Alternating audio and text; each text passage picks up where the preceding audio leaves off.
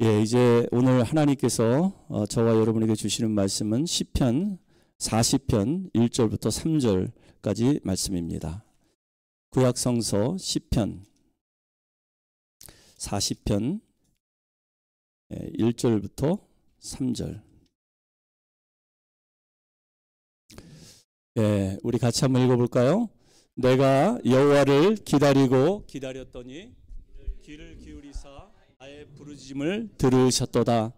나를 기가 막힐 웅덩이와 수렁에서 끌어올리시고 내 발을 반석 위에 두사 내 걸음을 견고하게 하셨도다. 새 노래를 곧 우리 하나님께 올릴 찬송을 내 입에 두셨으니 많은 사람이 보고 두려워하며 여호와를 의지하리로다. 아멘. 예, 오늘은 기다림 속에 주시는 은혜라는 제목으로 말씀을 나눌까 합니다. 예, 우리가 읽은 오늘 본문의 시편 40편 다 읽지는 않았습니다. 1절부터 3절까지만 읽었는데요. 이 시편 40편은 여러분들이 잘 아시는 시편이죠. 우리가 노래로도 부르기도 합니다. 시편 40편 찬양은 이렇게 시작됩니다. 깊은 웅덩이와 수렁에서 끌어주시고 나의 발을 반석에서 세우시사 나를 튼튼히 하셨네.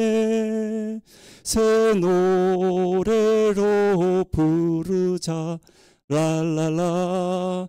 하나님께 올릴 찬송을 새 노래로 부르자. 하나님 사랑을. 여러분, 너무나 아름답고 정말 듣기만 해도 위로가 되고 또 하나님을 소망할 수 있게 하는 그런 찬송 아닙니까?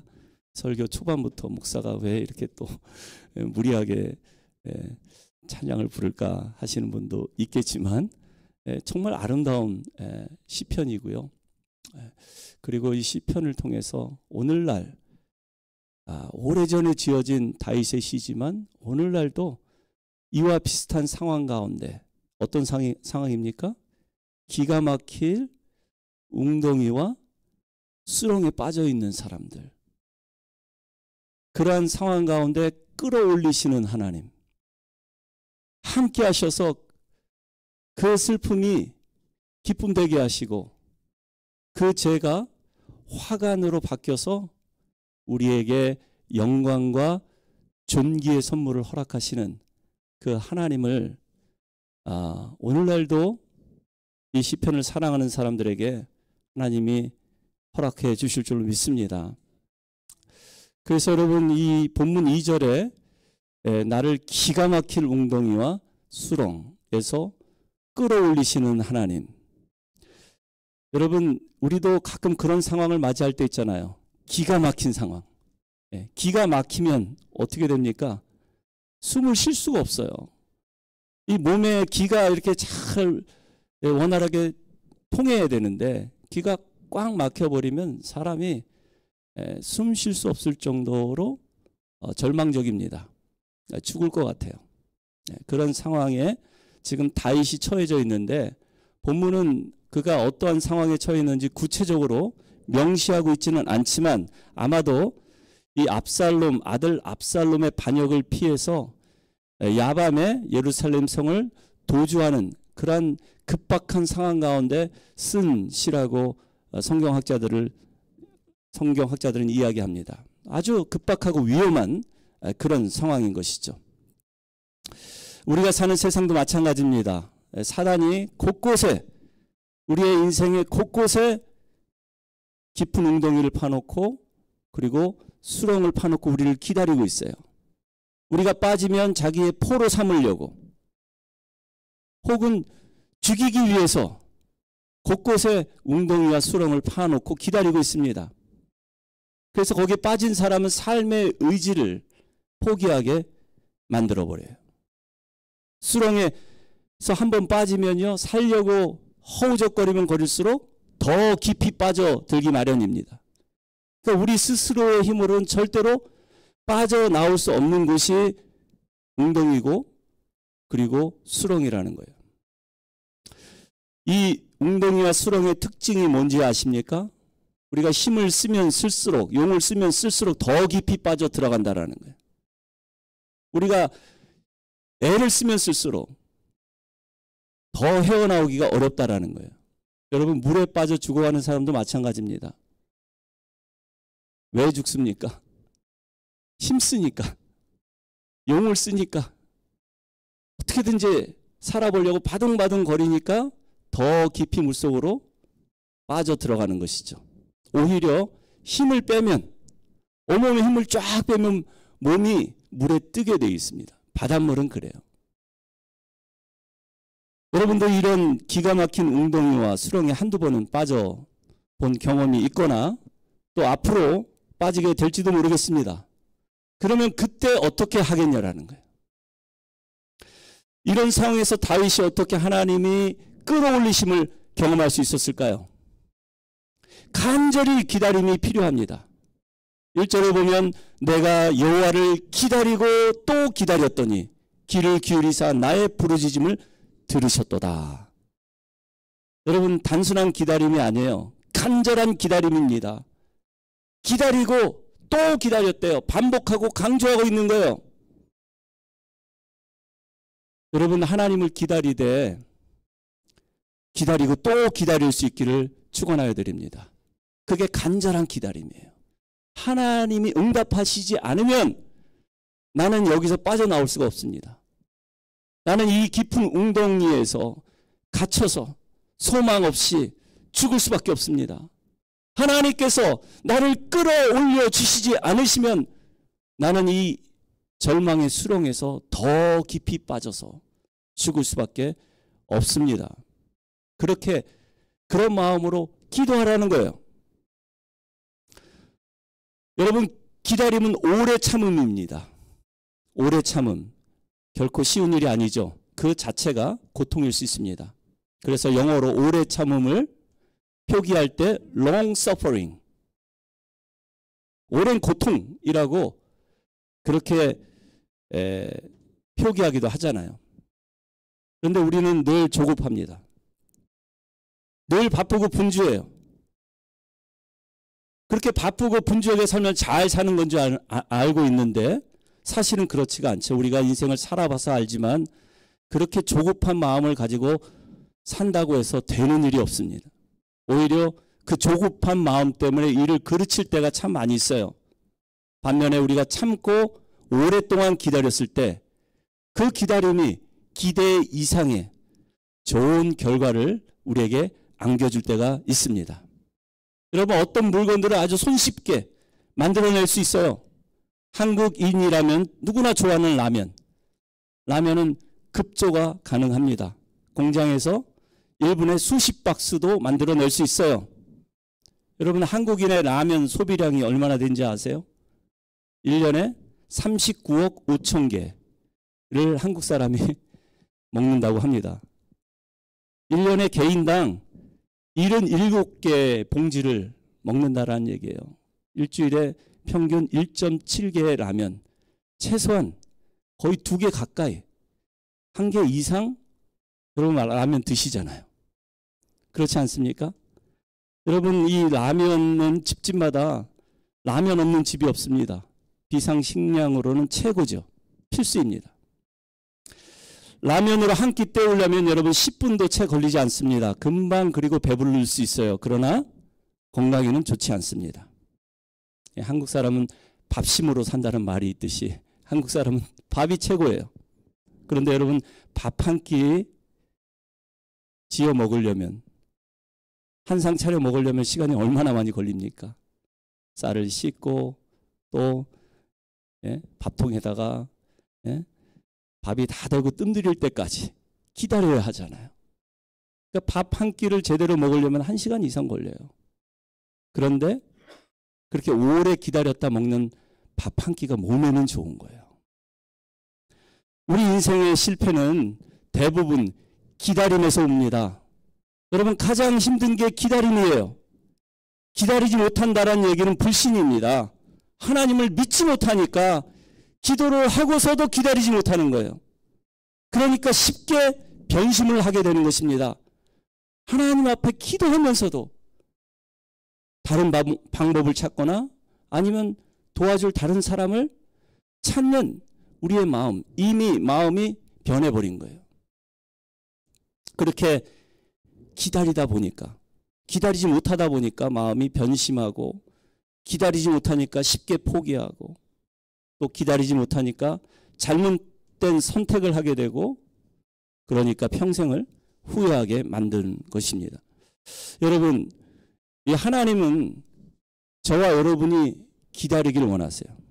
하나님께서는 저와 여러분에게 아주 귀한 것, 아름다운 것들을 예비하시고 여러분이 기도하면서 그것을 얻기 위해서 기다리길 원하세요. 지금 현실의 문제만 바라보고 낙심할 게 아니라 미래의 영광된 모습, 하나님께서 예비하신 그 영광된 모습을 기도하면서 믿음의 눈으로 바라보기를 원하시고, 그리고 하나님께서 응답하실 그때를 기다리기를 원하세요.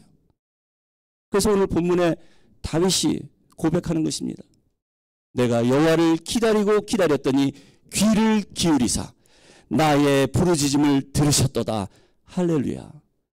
여러분, 이것이 우리 신앙인의 믿음의 고백임을 믿으시기 바랍니다. 그러면 여러분, 기도 응답은 누구의 것입니까? 기다린 사람의 몫이에요. 하나님을 기다리고 기다린 사람에게 하나님은 반드시 응답해 주십니다. 언제까지 기다려야 합니까? 응답 받을 때까지. 하나님께서 응답해 주실 때까지 기다리고 기다리는 사람, 그런 사람에게 반드시 영광된 모습을 보여주실 줄로 믿습니다. 여러분, 세상에서 기다리는 사람은 바보, 멍청이 취급받습니다. 세상은 정말 똑똑한 사람, 상황 판단이 빠르고 위기 대처가 뛰어나고 문제 해결 능력이 있는 사람, 그런 사람을 선호해요. 두 팔 걷어붙이고 문제를 척척척척 해결해 나가는 사람, 위기 가운데서도 스피디하게 처세술을 발휘해서 빠져나가는 사람, 그런 사람이 세상에서 인정받고 또 칭찬받고 대우받습니다. 그런데 하나님은 어떨까요? 두 팔 걷어붙이는 사람보다도 두 팔을 모으는 사람을 선호해요. 위기의 상황 가운데서 처세술을 발휘하는 사람보다도 조용히 무릎 꿇고 하나님 앞에 그 마음을 털어놓는 사람, 하나님 앞에 기도할 줄 아는 사람을 더 선호합니다. 여러분, 우리가 기도는 왜 합니까? 하나님께 희망을 두니까 기도하는 게 아니겠어요? 세상 바라보고 문제만 바라보면 희망이 없는데 하나님께 희망을 두니까 우리가 기도하는 것입니다. 그러니까 여러분, 기도라는 믿음의 행위는 하나님 보시기에는 최고의 지혜로운 처세술인 거예요.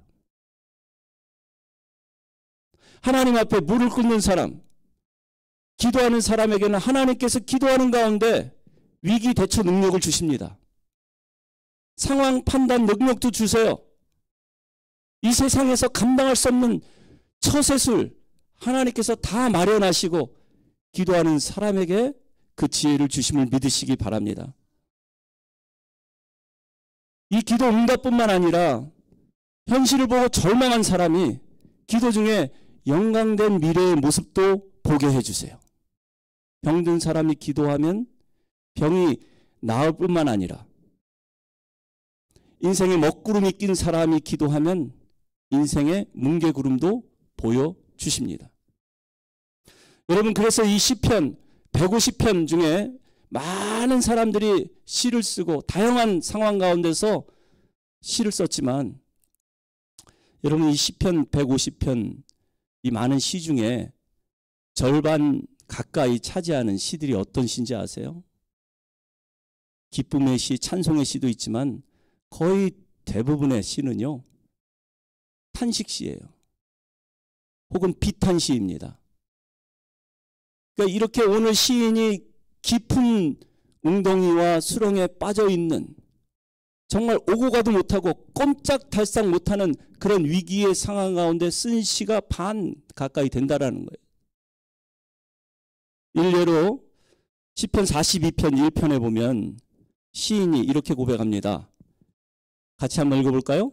하나님이여, 사슴이 시냇물을 찾기에 갈급한 같이 내 영혼이 주를 찾기에 갈급하니이다. 자신을 사슴으로 비유하고 있어요.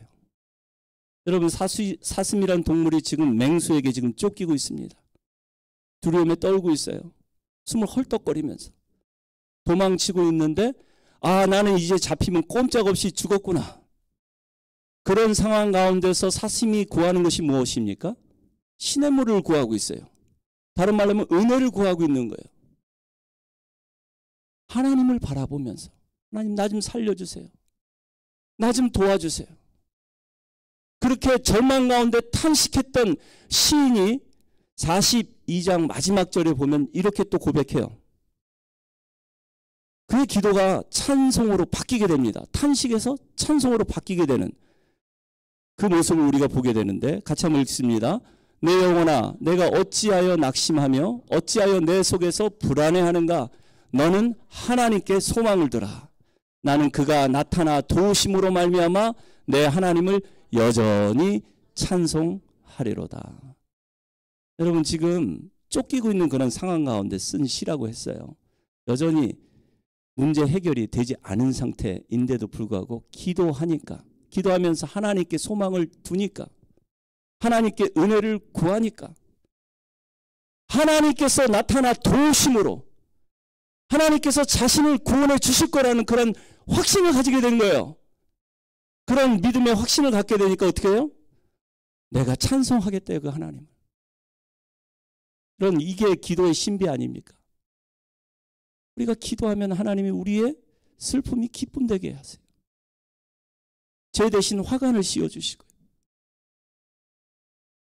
기도 응답이 문제가 아닌 거예요. 그 살아계신 하나님이 나의 구원자가 되셔서 나를 지켜주시고 앞으로 내 삶을 인도해 주실 거라는 확신을 갖게 된다라는 것입니다. 그러므로 여러분, 지혜로운 사람은 하나님을 기다릴 줄 아는 사람이에요. 위기의 순간에 하나님 앞에 무릎을 꿇는 사람입니다. 기도 자체가 막연할 수 있습니다. 그렇잖아요. 기다리는 것 자체가 막연할 수 있잖아요. 그런데 하나님 보시기에는 그게 가장 지혜로운 믿음의 행위라는 거예요. 기도하면서 하나님을 기다릴 수 있는 저와 여러분 되시기를 바랍니다. 그런데 문제는 여전히 기도하는 동안에 아무 일도 일어나지 않는다라는 거예요. 요즘 한국 젊은이들 사이에 회자되는 말 중에 희망 고문이라는 말이 있습니다. 혹시 들어보셨나요? 희망 고문. 문자 그대로 희망한다는 자체가 고문이라는 거예요. 지금 한국 사회 현실에 비춰봤을 때 희망 자체가 고문이라는 거예요. 여러분, 지금 한국의 젊은이들이 쓰고 있는 회자되는 말들을 이렇게 들어보면요, 굉장히 비관적입니다. 부정적이에요.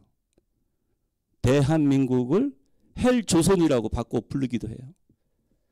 지옥 같은 현실에서 탈러시, 빨리 빠져나가자, 이렇게 생각하는 젊은이들이 많이 있다라는 거예요. 여러분이 희망을 가지면 가질수록 현실은 더 비참하게 느껴질 수 있어요. 그러니까 희망 자체를 포기하라는 거예요. 희망을 하면 할수록 인생이 더 비참해지기 때문에 더 이상 나아질 기미가 보이지 않기 때문에 차라리 희망하지 않는 게 더 좋다. 그런데 여러분, 성경은 그래도 기다리라고 말씀합니다. 하나님을 희망하라고 말씀하고 있습니다. 그러니까 막연히 기다리는 것이 아니라 하나님을 희망하면서 기다리라는 것이죠. 그러면 하나님은 정확한 타이밍에 맞춰서 일하시고 응답하십니다. 여러분, 세상의 모든 것이 다 때가 있다고 하잖아요. 심을 때가 있으면 거둘 때도 있고, 날 때가 있으면 죽을 때도 있고, 울 때가 있으면 웃을 때가 있고, 기도했다면 응답 받을 때도 있습니다. 아멘. 여러분, 그렇습니다. 기도했으면 하나님이 반드시 응답할 때를 주세요. 우리의 인생에 일어나고 있는 모든 희노애락, 생사화복 주관하시는 분이 하나님 아니십니까? 그 하나님이 이 모든 일, 만사를 아름답게 하셨다라고. 하나님이 그 모든 때를 다 아름답게 하셨더라고. 그렇게 전도서 기자는 우리에게 말씀하고 있는 것이죠. 여러분, 그러니까 우리의 인생 가운데 우연은 없는 것입니다. 어쩌다가 살아보니까 뭐 이런 일도 있네? 그거 아니라는 거예요. 만사가 다 하나님의 때가 있고 그 때를 하나님께서 다 아름답게 해주셨대요. 그러니까 여러분, 내가 시름시름 알아 누울 때도 하나님이 아름답게 하셨음을 믿으시기 바랍니다. 나를 고치시고 또 회복시키시는 그때도 하나님께서 아름답게 해주신 것처럼 내가 지금 병들어 누워있는 이때도 하나님 보시기엔 아름다운 때라는 거예요. 여러분, 우리가 시름시름 앓다가 세상을 떠나든 말없이 조용히 편안하게 숨을 거두든 모든 것이 다 하나님 보시기엔 아름다운 때. 우리는 그냥 편안하게 정말 아프지 않고 힘들지 않게 조용히 세상을 떠나기를 기다리고 또 소망하지만 하나님이 그 사람의 상황에 맞게 아름다운 때를 예비하셔서 어떤 사람은 믿으면서도 고통스럽게 죽어가는 사람도 있을 수 있다라는 거예요. 그때도 하나님께 감사하고 하나님 원망하지 않고 하나님께 모든 영광을 올려드릴 수 있는 사람. 그러므로 살든지 죽든지 무슨 일을 하든지 하나님께 영광을 돌리라. 어떠한 상황 가운데서도 할렐루야 아멘을 외칠 수 있는 그런 사람. 그런 사람이 하나님을 기다릴 줄 아는 사람이라는 거예요. 왜냐하면 하나님께 희망을 두기 때문에 그렇습니다. 그 하나님의 때를 분별한 지혜는 기도에서 나옵니다. 그 때를 위해 기도하고 또 기다리는 것이죠. 여러분, 현실의 문제 때문에 우리가 하나님이 보고 계시는 영광된 미래를 보지 못할 때가 많이 있어요. 현실의 문제가 우리의 눈앞을 싹 가려버렸기 때문에 여러분, 현실 보면 낙심하지만 우리의 시선이 현실 너머에서 우리를 쳐다보고 계시는 하나님을 바라본다면 어떻게 될까요? 여전히 현실은 내 앞에 가려져 있지만 그 현실 너머에 하나님의 시선에 우리의 눈을 고정한다면 우리는 하나님이 바라보시는 그 너머의 영광된 모습, 미래의 아름다운 모습도 보게 된다는 그 이야기예요. 기도를 통해서. 기도하는 가운데 영광 중에 변화된 나의 모습을 믿음으로 바라볼 수 있는 저와 여러분 되시기를 바랍니다. 해리 포터 시리즈로 세계 최고의 갑부가 된 여인이 있습니다. 조앤 롤링이라는 영국 작가인데요. 이 해리 포터 시리즈 유명하잖아요. 그런데 그녀가 이 출판사의 문을 12군데를 두들겼는데 아무도 받아주지 않고 거절을 했다고 합니다. 그래서 너무나 낙심이 돼서 그 원고를 다 소각해버리려고, 불에 태워버리려고 했대요. 그런데 만약에 불에 태워버렸으면 여러분, 우리 자녀들, 그 어린이들의 동심의 세계에 날개를 달아줄 사람이 있겠습니까? 해리 포터 시리즈를 읽으면서 아이들은 동심의 세계에서 날개를 펴고 꿈과 희망을 찾아서 그렇게 자라나고 있잖아요. 여러분, 그렇습니다. 하나님께서 사용하시는 모든 사람은 다 같이 깊은 수렁과 운동에 빠져본 경험이 있는 사람들이에요. 뿌리를 쓴 알렉스 헤일리, 이 뿌리라는 이 대하 흑인들의 노예 생활을 소재로 해서 쓴 이 드라마도 사실은 8년 동안 100번이 넘게 방송국으로부터 불합격 통지서를 받았대요. 그런데도 끊임없이 포기하지 않고 기다렸대요. 그래서 전 세계적으로 방영하는 유명한 대하 드라마가 된 것입니다. 토크쇼의 여왕이라는 오프라 윈프리, 우리가 너무나 잘 아는 흑인 여성인데요. 기부왕으로도 아주 유명합니다. 그가 이 토크쇼를 진행하면서 정말 어렵고 가난한 형편이 어려운 사람들을 보면요, 동정심이 바라서 즉석에서 뭐 100만 불, 뭐 수백만 불도 기부하는 그런 사람이에요. 그런데 그녀는 어린 시절 미혼모에게서 태어나서 돌봄을 받지 못했대요.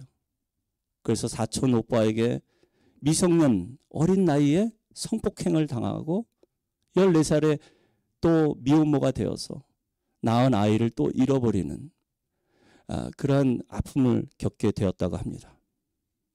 그러니까 여러분, 어린 나이에 한 가지 시련만 다가와도 이게 감당하기 쉽지 않은데 연거푸, 정말 욥의 시련을 이 어린 나이에 겪은 거예요.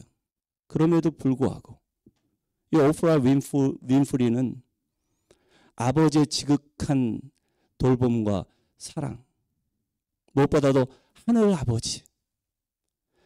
아버지의 은혜와 사랑을 믿고 의지하는 가운데 그녀는 이제 그 고통의 원인들을 다른 사람에게서 찾지 않고 하나님 안에서 찾기 시작했대요. 하나님께서 왜 어린 시절 나로 하여금 이렇게 불우하게 비참하게 살게 하셨을까? 다 뜻이 있을 거야. 그래서 세계적인 토크쇼 여왕이 되고 나서 그렇게 가난하고 어려운 사람들 최고로 많이 도와주는 기부왕으로서 하나님께서 사용하셨다라는 것이죠. 여러분, 이 나무 한 그루가 제대로 자라나려면 50년이나 100년 정도를 기다려야 한다고 합니다.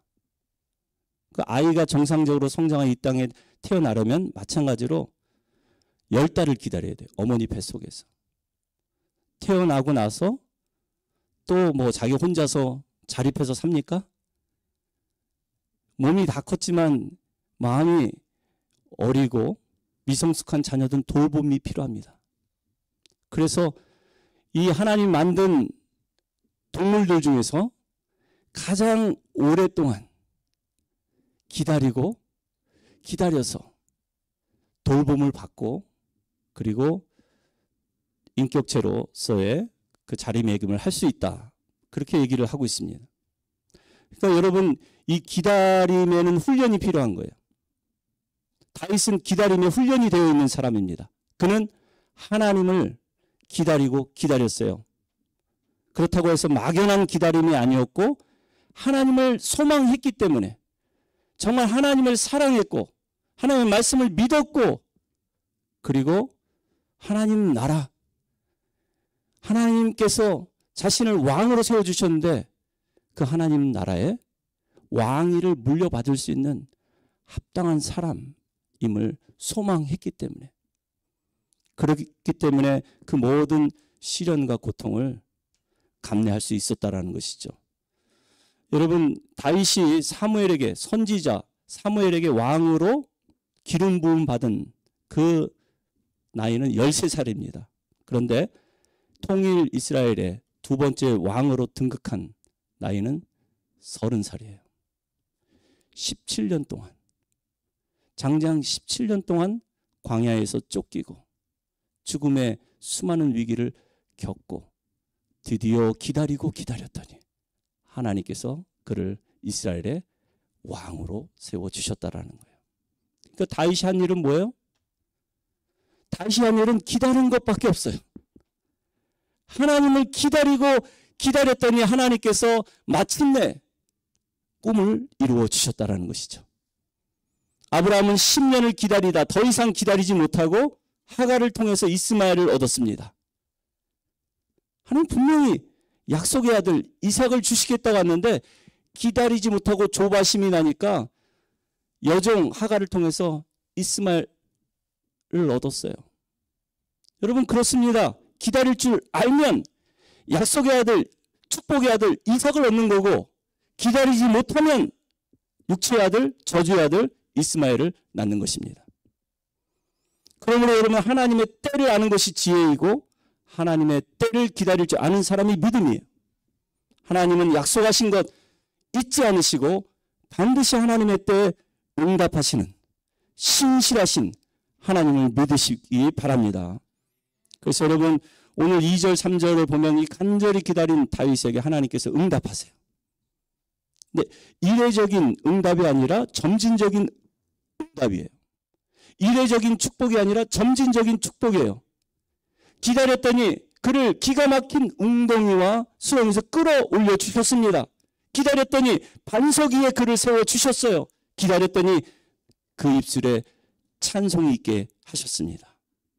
그리고 기다렸더니 많은 사람들이 그를 두려워하게 만들었어요.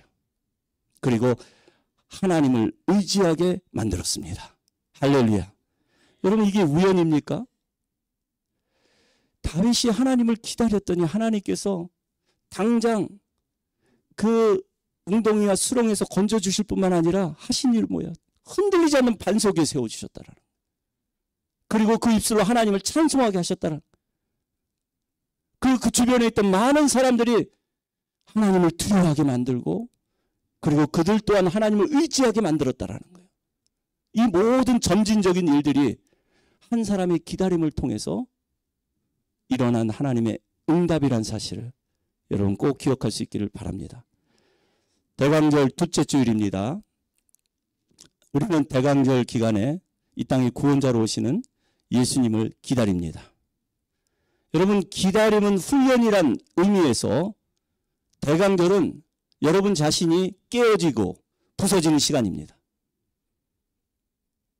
여러분들이 예상하지 못한, 원치 않는 그런 시련과 고통이 있을 수 있어요. 하나님은 토기장이시고 우리는 그 손에 잡힌 진흙이기 때문에 여러분, 이 진흙은요, 이 하나님이 빚는 동안에, 빚으시는 그 동안에 깨어지고 부서지는 과정을 통과해야 합니다. 그 과정을 통과할 때 가치를 바라는 날이 오게 될 거예요. 영광의 날이 오게 될 것입니다.